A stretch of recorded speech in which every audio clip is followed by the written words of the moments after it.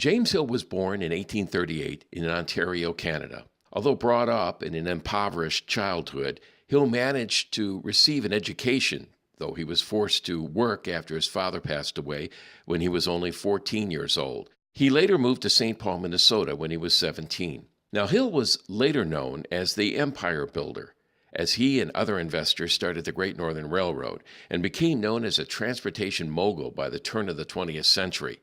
Hill later married and was father of 10 children and eventually built and moved into this home at 260 Summit Avenue in St. Paul, Minnesota in 1891.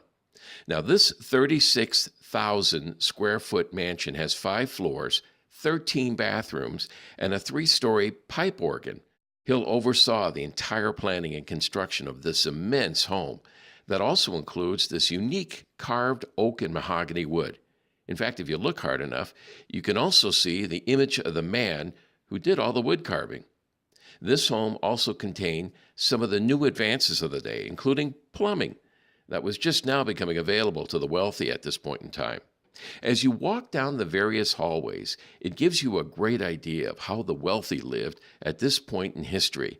But it also reflects on life at this moment in time, even for your ancestors in the late 1800s. Although few of any of our ancestors ever experienced this kind of wealth like this, but you can see what the average person in Minnesota would have noticed if they were walking down the street back then.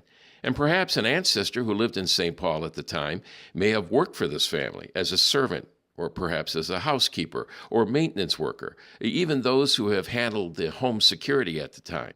You might also include those who made deliveries on a daily or weekly basis and needed to deliver goods into this house or another house just like this. Even those who were involved in the construction of this immense building, many of these people were in the lower middle class of society at that time.